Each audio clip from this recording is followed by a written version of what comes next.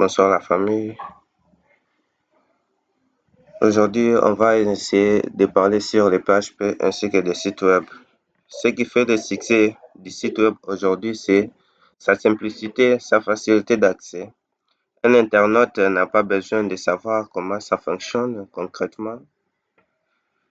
En revanche, un webmaster tel que nous sommes, on va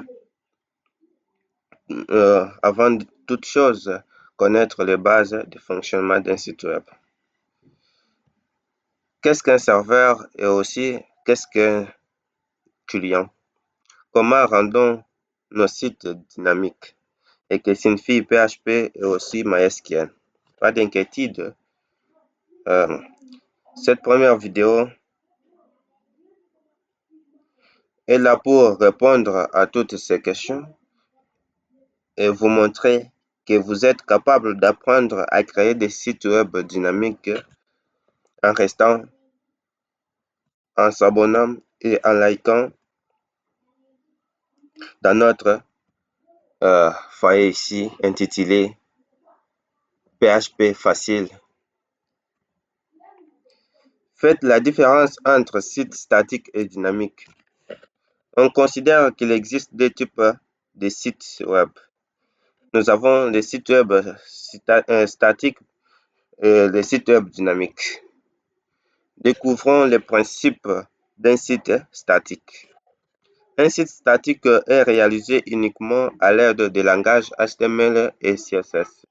Et il fonctionne très bien, même son contenu ne peut pas être mis à jour automatiquement. Il faut que le webmaster modifie le code source pour y ajouter des nouveautés. Et ce n'est pas très pratique quand on doit mettre à jour son site plusieurs fois par jour. Un site statique est adapté pour un site vitrine. Par exemple, la présentation de l'entreprise. Mais sans aller plus loin, ce type de site se fait de plus en plus rare aujourd'hui, car dès que l'on rajoute un élément d'interaction comme un formulaire de contact, on ne parle plus de sites statiques mais de sites dynamiques. Découvrons les principes d'un site dynamique. Plus complexe, même par l'appellation, un site dynamique utilise d'autres langages en plus de HTML et CSS. Et ces langages, nous avons des PHP et aussi MySQL. Parlons du PHP. Le contenu de ce type de site est dit dynamique parce qu'il peut changer sans l'intervention du webmaster ou d'un développeur web. Maintenant que vous comprenez la différence entre un site statique et un site dynamique, nous pouvons passer à la suite.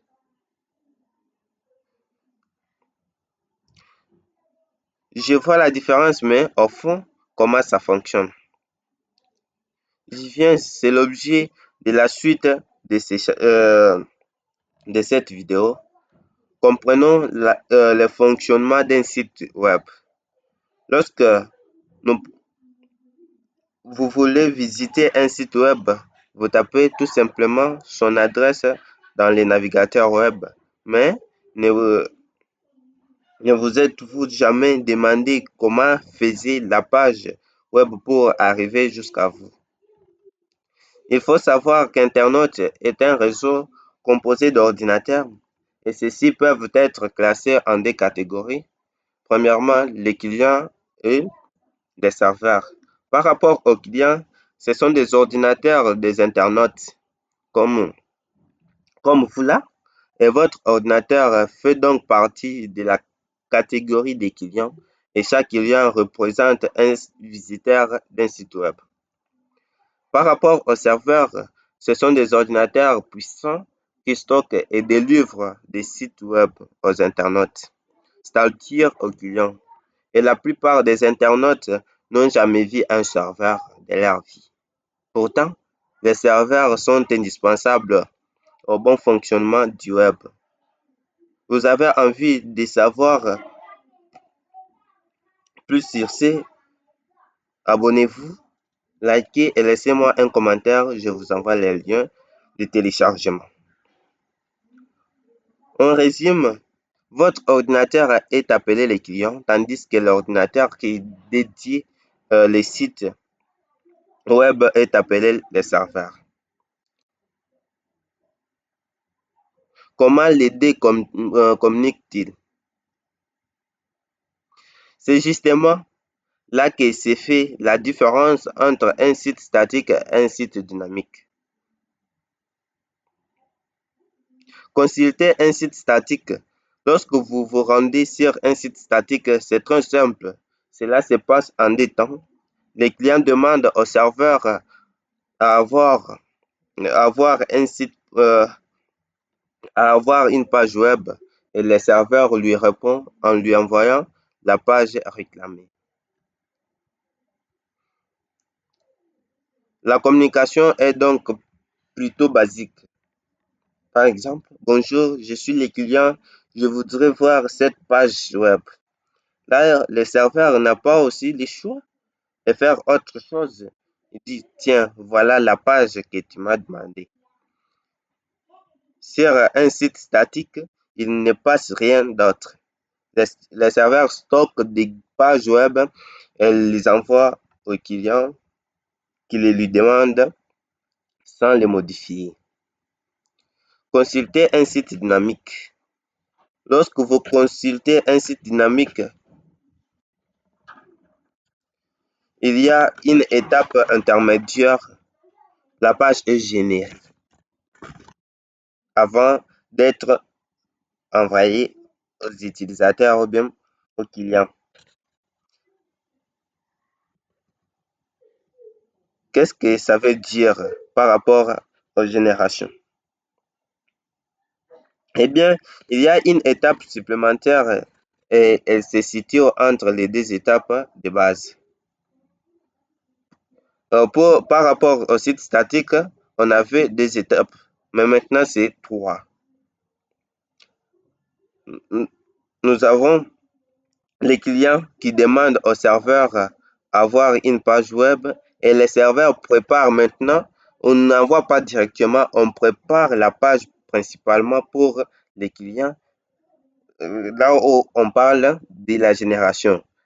Là, le serveur génère tout d'abord.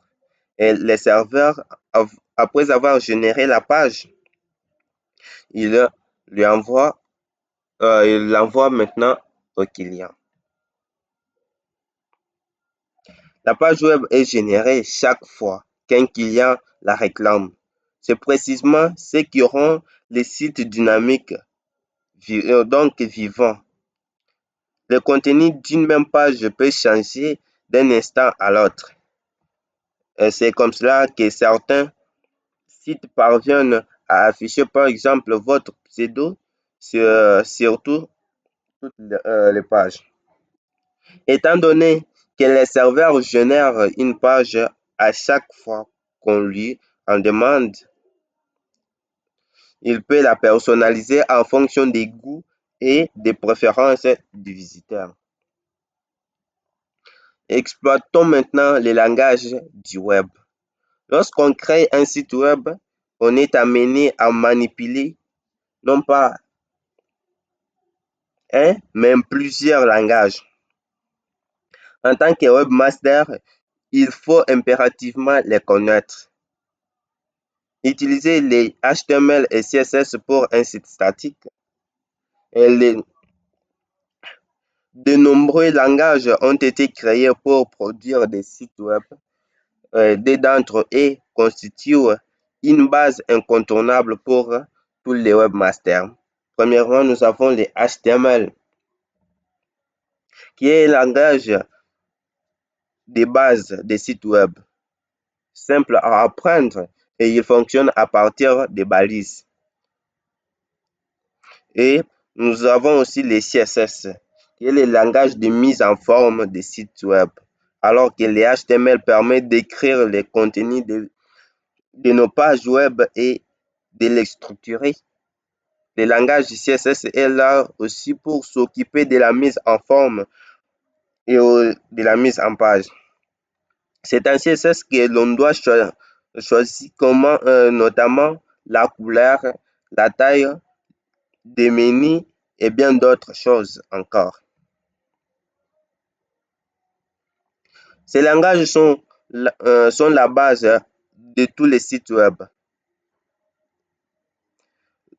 Lorsque le serveur envoie la page web au client, il envoie en fait du code écrit avec des langages HTML et CSS.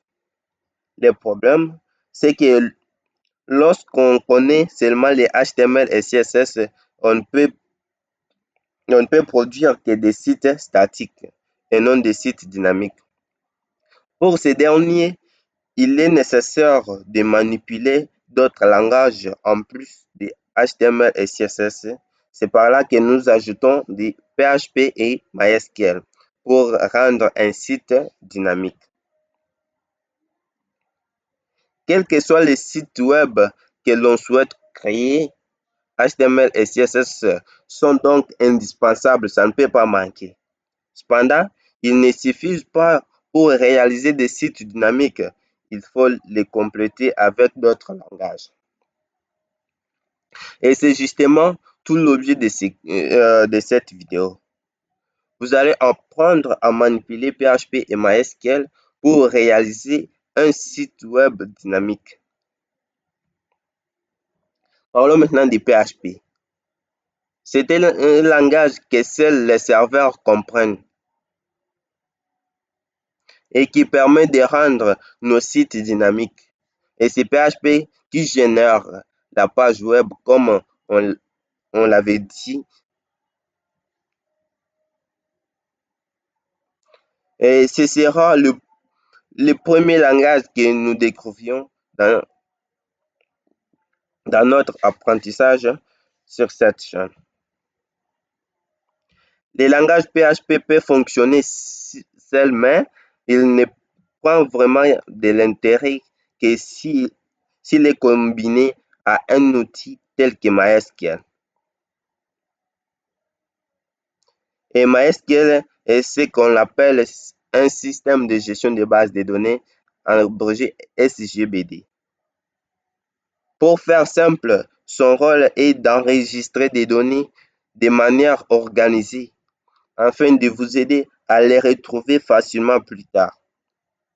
Et c'est grâce à MySQL que vous pourrez enregistrer, par exemple, la liste de membres de vos sites, les messages postés sur vos forums et autres. Rappelez-vous, dans cette vidéo, on découvre toutes les notions de base et on les met en pratique au travers d'un projet. La création d'un site de recettes de cuisine. Le langage qui permet de communiquer avec la base de données s'appelle le SQL.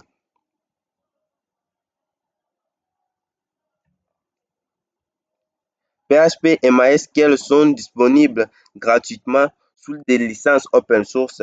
Cela signifie une chose essentielle, vous n'aurez pas à débourser un centime pour construire votre site web.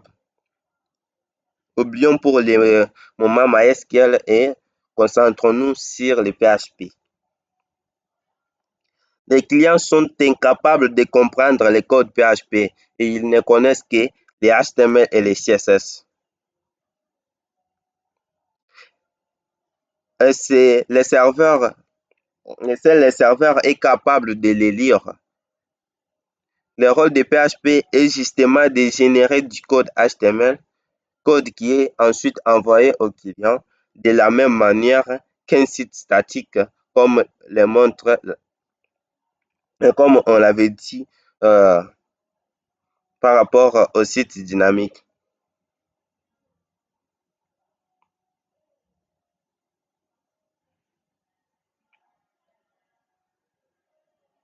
Et PHP décide ce qui va être affiché sur la page web envoyée aux visiteurs. Et PHP est un langage de programmation utilisé sur de nombreux serveurs pour prendre des décisions. Et c'est PHP qui décide du code HTML qui sera généré et envoyé au client à chaque fois. Et pour bien comprendre l'intérêt de tout cela, prenons un exemple. On peut écrire en PHP. Si le visiteur est membre euh, de notre site et qu'il s'appelle Pascal, affiche Bienvenue Pascal sur la page web. En revanche, si ce n'est pas un membre de notre site, affiche Bienvenue à la place et propose aux visiteurs de s'inscrire. C'est un exemple très basique de site dynamique et selon que vous êtes un membre enregistré ou non. Vous ne pourrez pas les mêmes vous ne verrez plutôt vous ne verrez pas les mêmes choses et n'aurez peut-être pas accès au même contenu. Ça se diffère par rapport aux visiteurs. C'est au nombre de visiteurs que ça sera au nombre de changements. En résumé, il existe deux types de sites web. Nous avons les sites statiques réalisés en HTML et CSS et leur contenu ne peut pas être mis à jour que par les webmasters. Tandis que les sites web dynamiques réalisés avec d'autres outils comme PHP et MySQL en plus de HTML et CSS et ils permettent aux visiteurs de participer à la vie du site, de poster des messages, de rendre le site vivant. Et les visiteurs du site sont appelés les clients et ils demandent au serveur d'héberger le site, de leur transmettre les pages web. Et PHP est un langage exécuté par le serveur. Il permet de personnaliser la page en fonction du visiteur, de traiter ce message, d'effectuer des calculs, etc. Il génère une page HTML. Et MySQL aussi est un système de gestion de bases de données. Il se charge de stocker des informations, par exemple liste de messages et des membres.